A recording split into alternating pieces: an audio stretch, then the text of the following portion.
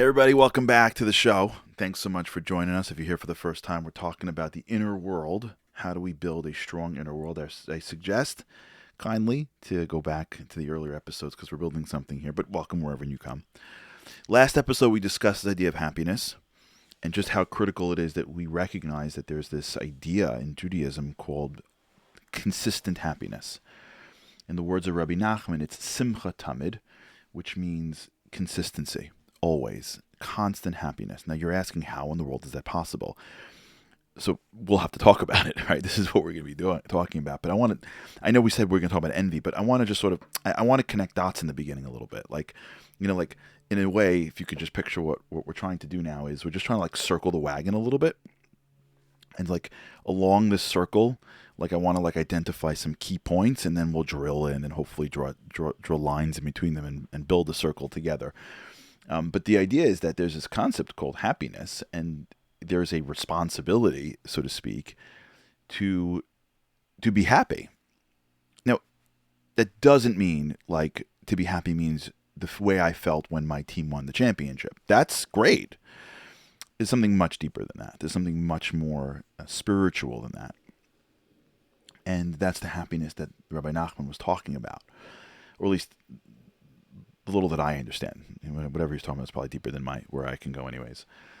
But that happiness begins with a recognition that it's not coming from the circumstances of the outside world only, right? If I need the world to make me happy, then there's no chance that I'll be always happy, right? So it's coming with the recognition that I have to be shifting my expectations of where my happiness is drawn from someplace a little bit deeper into the source.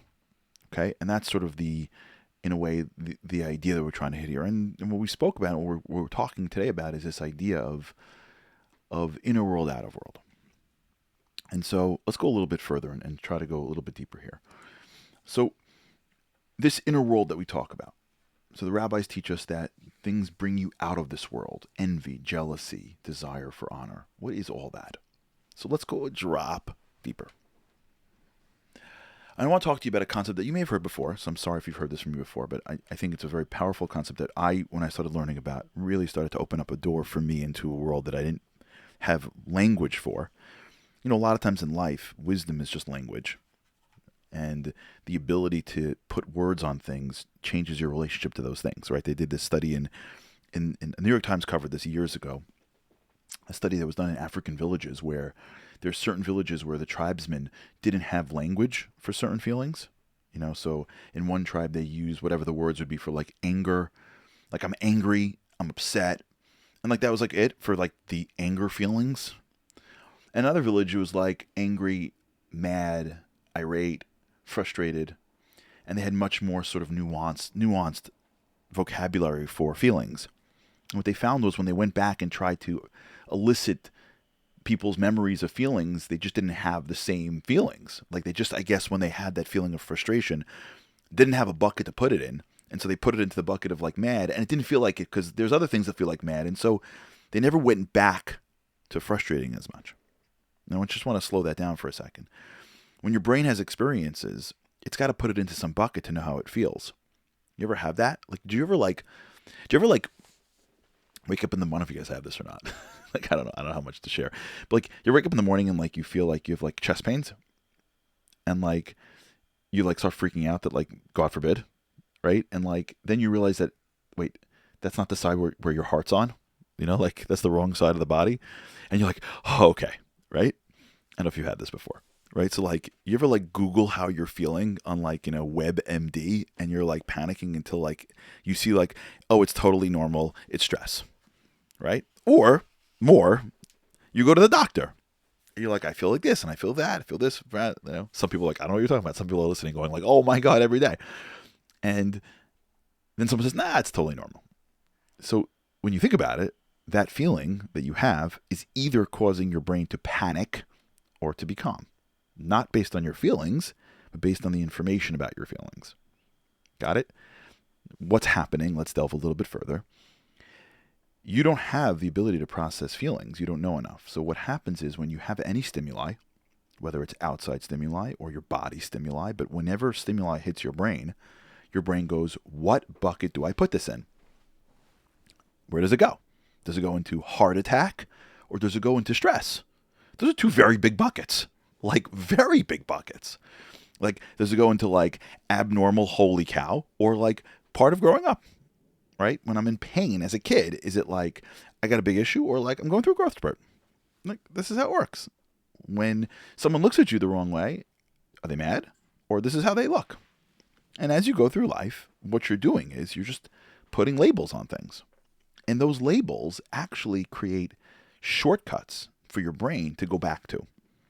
So if you don't have a label for something, you don't know how to get back there. So when it comes to you, you don't know what to do with it. Right? I hope I'm making a little sense. So, for example, if you go to a doctor and he's been able to label various colds, he knows when it becomes serious enough for this medication and when it becomes not serious enough and what's a virus and what's bacteria. If he didn't know the labels, he wouldn't know how to deal with it. That's life. Life is the ability, or part of life is the ability to know what labels to put on the things, and the right labels and the wrong labels will change your feelings very drastically. So when your family member says something and they are insensitive because they know that you hate it and they do it anyways, that is one relationship.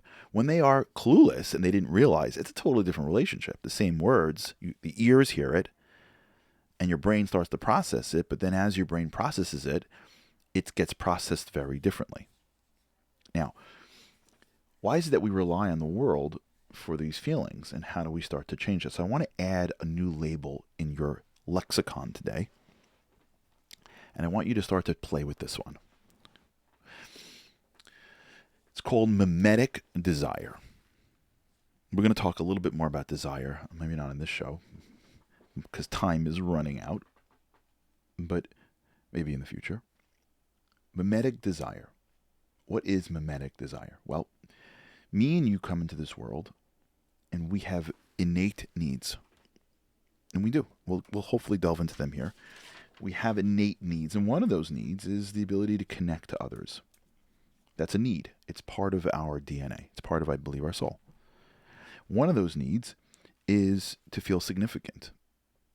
It's a core need, significance, right? When you feel insignificant and worthless, you go crazy. And if you want to look at your life, I guarantee you, if you look back far enough, you will see things in your life that you don't do is probably because along the way you felt insignificant.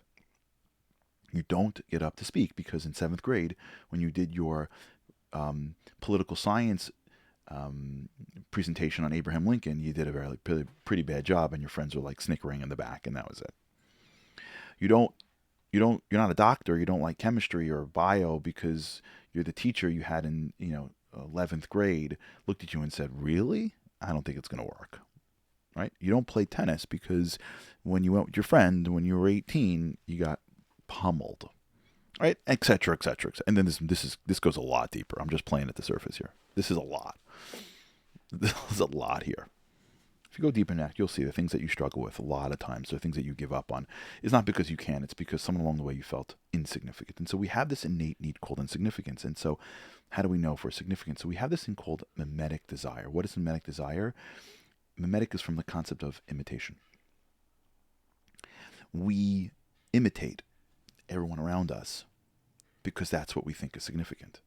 So if you grew up in an academic house, you want to probably be in an Ivy League school. And if you grew up in an entrepreneurial house, you probably don't care. Not because anything wrong with school. Well, that's a different story. But it's because what you're imitating is different. And so if you think about it, and we'll talk about this next time, but just trying to think about this concept is how much of the things that we want really are not innate. What they really are is the world around us, the titles, the money, the recognition, whatever the things we're looking for. Is that what we want? Or is that what everyone else wants? Now, the reason why that's important is because my happiness and my envy is connected to that. All right, we'll talk about this next time. But until then, just start to think about, why do I want that thing for? Is there some kind of innate thing I need that for? Or is that just a label I put on called significance and success, but it's really just an imitation? And we'll talk about how that's really connected to envy. Okay, thanks for listening. Have a great day.